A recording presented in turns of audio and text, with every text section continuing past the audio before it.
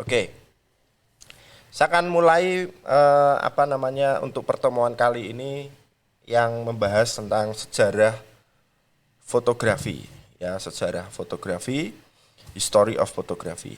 Ya, ini tadi videonya sudah saya tayangkan tadi ya. Nanti saya akan share di Kulino untuk video ini supaya Anda bisa melihatnya kembali. Oke, saya akan bahas ada beberapa detail yang mungkin tadi di dalam videonya belum ada. Oke. Ya, saya akan mulai mengenai istilah dulu.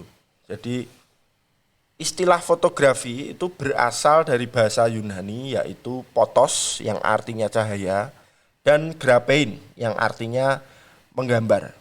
Jadi artinya itu fotografi itu menggambar dengan medium cahaya. Nah, teman-teman perlu diketahui bahwa definisi ini penting sebagai awal ya, karena kalau kita melihat dari definisi ini memang fotografi itu seperti kita menggambar atau melukis ya. Bedanya kalau melukis kita pakainya pensil, pakainya mungkin cat air atau spidol. Kalau fotografi kita menggunakan medium cahaya.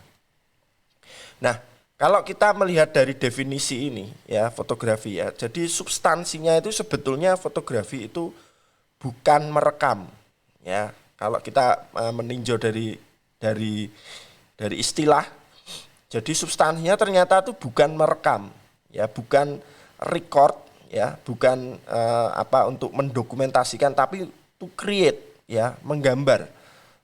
Jadi aktivitas menggambar dengan merekam itu berbeda.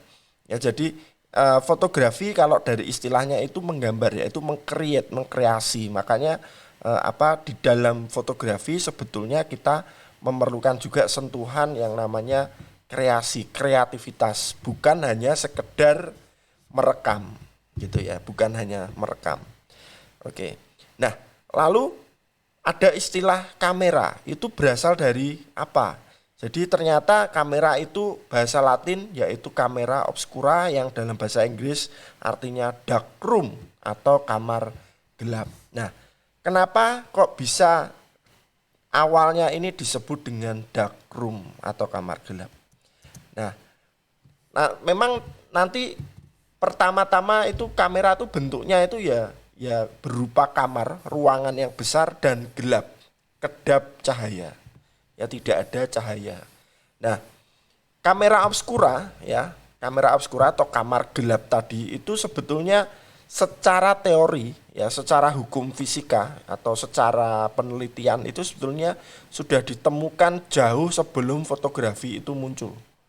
Ya, kurang lebih tahun 384 sebelum Masehi oleh ilmuwan yang bernama Aristoteles. Jadi Aristoteles ini seorang fisikawan gitu ya. Jadi prinsip awal mengenai kamera obscura atau kamar gelap itu pertama kali itu ditemukan ya, itu Aristoteles. Nah, cuman yang perlu diketahui Aristoteles ini bukan penemu fotografi ya. Bukan ditemukan fotografi, penemunya Aristoteles bukan. Jadi Aristoteles itu yang menemukan mengenai hukum kamera obscura ya, atau kamar gelap, atau yang mengatakan bahwa yang namanya cahaya itu bisa meninggalkan yang namanya jejak atau gambar gitu ya, jejak gambar. Itu Aristoteles.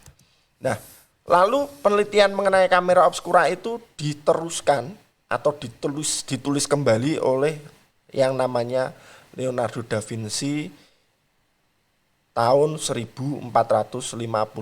Jadi Leonardo da Vinci itu meneruskan kembali apa yang sudah ditemukan oleh Aristoteles. Ya, jadi Leonardo da Vinci ini merupakan seniman, seorang seniman yang juga multi talent karena dia bisa melukis, bisa mematung, bahkan seorang fisikawan juga. Ini Leonardo da Vinci. Nah, pada waktu itu kamera tidak mengenal optik ya, karena hanya menggunakan yang namanya lubang kecil. Makanya disebut juga istilah pinhole. Ya, pinhole. Nah, kamera obscura itu seperti ini bentuknya. Ya, ini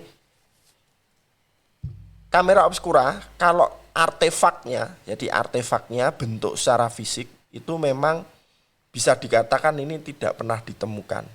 Ya, bisa dikatakan tidak pernah ditemukan, tetapi bukti-bukti penelitian atau tulisan atau dokumentasi berupa buku yang menulis tentang kamera obscura ini ada, teman-teman, dan ini bisa didapatkan oleh tulisan dari Leonardo da Vinci ini. Nah, kurang lebih bentuknya itu seperti ini. Ini awalnya, ya, ini awalnya. Jadi bentuknya besar, orangnya itu bisa masuk ke dalam, ya, dan ada lubang.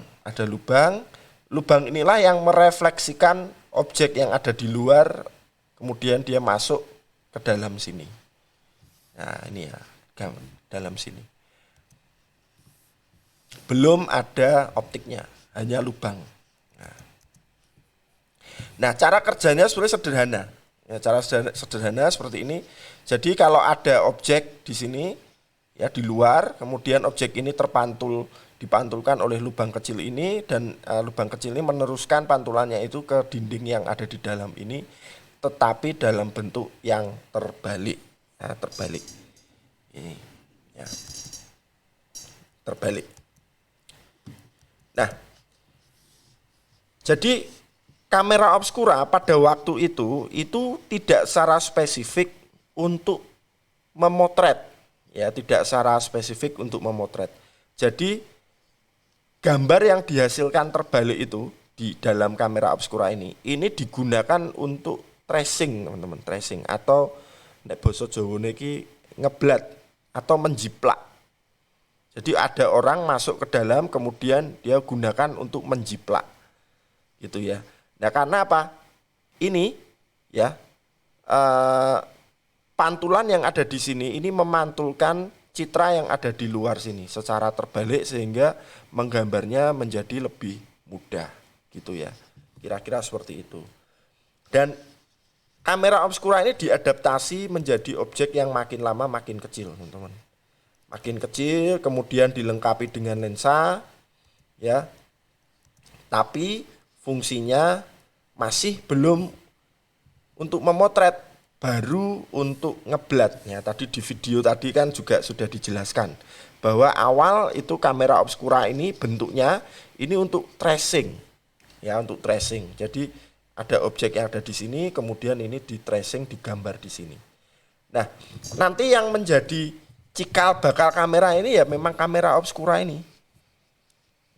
Kamera obscura bedanya kalau di zaman kamera obscura di sini digambar sendiri, ya, karena apa, belum menemukan alat penyimpanan gambar di sini atau sesuatu yang bisa untuk meninggalkan bekas secara permanen di sini, ya, karena kan pantulannya kan berupa pantulan cahaya, belum permanen, belum nempel di kertas. Nah, nantinya yang ditemukan terus menerus menjadi lebih canggih ini media penyimpanan ininya. Ya, yang tadinya hanya berupa objek pantulan cahaya, tapi akhirnya benar-benar bisa meninggalkan bekas permanen, bahkan dicetak. Nah, kira-kira seperti itu. Ini awalnya. Ya. Nah, makin lama makin kecil. Bahkan ukurannya ada yang mencapai hanya 6 kali 6 cm. Sangat kecil. Nah, ini. Nah, kemudian membuat penambahan cermin yang akhirnya gambarnya itu dihasilkan tidak lagi terbalik. Nah, kemudian era penemuan film. Nah, jadi karena tadi kan fungsinya baru untuk tracing, ya, untuk menggambar, untuk ngeblat, untuk menjiplak. Nah, jadi orang hanya meneruskan gambarnya itu tadi, pantulan cahayanya, kemudian digambar di kertas, gitu ya. Nah, akhirnya ada yang menemukan. Jadi supaya bagaimana cahaya yang terpantul itu bisa membekas di sebuah apa namanya, medium itu ya, medium. Nah, medium itu yang pertama kali, ya, itu nanti berupa plat logam. Nah, tekniknya itu namanya heliografi. Tokohnya itu Joseph Niepce, ya, Niepce, ya, atau Nikehori, ya, ini ya, Niepce. Nah, ini ini yang menemukan teknik heliografi yang mengganti medium kertas yang tadinya untuk menjiplak dengan plat logam yang diberi beberapa zat kimia supaya cahaya yang dihasilkan bisa terjebak di dalam plat itu dan akhirnya meninggalkan yang namanya bekas. Nah, prosesnya itu kurang lebih 8 jam. Oke. Nah, ini adalah hasil dari heliografi yang pertama kali. Jadi kalau ada pertanyaan, Pak, foto pertama kali di dunia itu yang mana? Nah, ini foto pertama kali di dunia tahun 1765 ya kurang lebih sampai 1833 teknik heliografi. Nah, judulnya View from the Window at Ligras. Nah, ini dari plat logam. Jadi sebetulnya ini menggunakan sama mediumnya itu sama dengan kamera obscura, hanya kertasnya itu tadi diganti dengan plat logam lalu disinari dengan diberi beberapa zat kimia. Nah, teman-teman di slide tadi saya sudah mengirim, karena kalau saya setel ini detail mengenai proses heliografi ini cukup panjang, tapi Anda bisa cek nanti di tautan yang ada di bawah ini. Nah, nanti Anda bisa klik sendiri, Anda bisa menonton sendiri.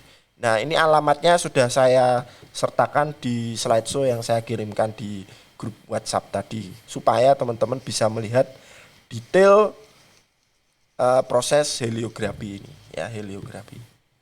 Nah, proses ini kan 8 jam menggunakan plat logam. Nah, lalu tahun demi tahun akhirnya muncul yang namanya pembaharuan, semakin maju. Kalau 8 jam kan enggak mungkin untuk memotret orang, ya, enggak mungkin untuk memotret makhluk hidup. Bahkan detailnya tadi yang dihasilkan juga jauh dari kata baik, ya. Nah, makanya muncul lagi penemuan yang namanya plat perak, ya, yang tadinya plat logam dari semacam besi begitu. Nah, sekarang ada penggunaan media yang namanya plat perak yang menemukan namanya Jacques Mande Daguerre. Nah, ini Daguerre ini diabadikan menjadi merek kamera, teman-teman. Ya, kameranya sangat besar, ya. Dan ini kalau teman-teman pernah dengar istilah large kamera, medium large. Large kamera kan ada medium format, ada large format. Nah, ini Daguerre ini yang large format, ya. Large format ini besar sekali. Nah, menggunakan kamera ini bisa sampai 30 menit. Jadi jauh lebih cepat daripada heliografi yang 8 jam tadi. Ya. Tuh. Nah, anehnya jadi Daguerre ini ditemukannya itu tahun 1787. Jadi ini prototipe dan penemuannya ini ditemukan ini tahun 1780-an. Tetapi kamera Daguerre, ya, kamera Daguerre itu diproduksi massal, ya, dan dijual secara bebas itu baru tahun 1939. Nah, ini aneh. Nah, pada tahun segini, ya, ini sudah abad ke-19, ini kamera jenis film itu sudah muncul. Makanya kamera large format atau Daguerre ini tidak pernah menjadi populer karena kalah dengan kamera film, ya, kira-kira seperti itu. Karena di tahun 30-an ini sudah muncul ini kamera film. Jadi large format ini memang akhirnya tidak begitu populer, ya. Nah, ini hasilnya seperti ini. Nah, ini hasilnya hasil foto dari kamera Daguerre ini 30 menit masih belum bisa untuk memotret manusia, ya, baru pemandangan. Nah, baru tahun 1880 di New York ada namanya tokoh George Eastman, ya. Inilah yang akhirnya menghasilkan, ya, kamera pertama yang menggunakan film, ya, yaitu jenisnya kamera Brownie, ya, Brownie. Dan kamera Brownie ini adalah kamera pertama yang hasilnya juga dicetak di media massa ya atau koran pada waktu itu. Nah, Brownie. Ini kamera Brownie. Nah, George Eastman ini juga orang yang menemukan film 35 mili pada kamera analog gitu, dan dia yang mendirikan Kodak ya, yang mendirikan Kodak. Jadi kalau di dalam history of photography ya, kalau di history fotografi, bapak fotografi dunia itu yang banyak diakui itu justru George Eastman ini ya, atau pendiri Kodak ini ya. Jadi bukan yang tadi yang apa heliografi tadi yang Lipse, atau yang apa yang sebelumnya tadi yang kayak yang jauh sebelumnya kayak Leonardo da Vinci dan Aristoteles, itu malah justru nggak diakui ya. Tapi yang diakui itu George Eastman ini, karena memang pada waktu ini itu kamera itu menjadi sangat masif ya, diproduksi masif kamera Brownie. Nah, kebetulan saya punya nih kamera Brownie, nanti saya akan tunjukkan ya, saya akan tunjukkan. Nah, ini ya contohnya ini ya, ini mirip speaker. Nah, mirip speaker. Hasilnya, nah ini karena ini menggunakan film, dia sudah bisa memotret manusia. Ya. Nah, lalu ada film negatif pertama itu tahun 1936 ya, dikembangkan oleh raksasa perusahaan yaitu Kodak. Ini yang mendirikan itu tadi sama George Eastman, dan diberi nama Kodachrome. Nah, ini Kodachrome. Nah, ini tahun sekian, ini tadi kan yang apa Daguerre kan tadi kan sudah mulai dijual. Nah, makanya ini kalah dengan yang Kodachrome ini, dengan kamera film. Nah, lalu SLR pertama muncul itu Exakta ya, tahun 1936. Nah, ini kebetulan saya juga punya, nanti saya akan tunjukkan teman-teman kamera Exakta ini.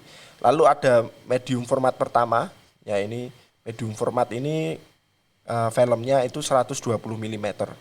Ya, kalau yang ini yang analog ini SLR ini 35, kalau yang medium format ini 120. Nah, ini jauh lebih besar. Nah, ini kameranya. Itu Hasselblad. Nah, ini hasilnya. Ya, Exakta hasilnya semacam ini. Nah, lalu semakin populer itu SLR, semakin populer ya. Jadi di tahun 50-an itu muncul yang namanya merek-merek seperti Nikon, Canon, Yashica, Olympus, Pentax dan lain sebagainya ya. Tapi sebetulnya jauh sebelum itu ada merek lain yang mendahului itu Exakta. Tapi sayangnya Exakta ini nggak survive ya, sampai sekarang nggak survive gitu. Nah, ini contoh-contohnya. Nah, kira-kira seperti itu ya untuk sejarah fotografi. Memang singkat teman-teman, saya nggak bisa memberikan banyak detail, tapi saya rasa lewat video yang tadi sebelumnya saya share, Anda bisa melihatnya sekali lagi untuk mendapatkan pengetahuan yang diperlukan. Oke, terima kasih, saya stop dulu untuk sharingnya.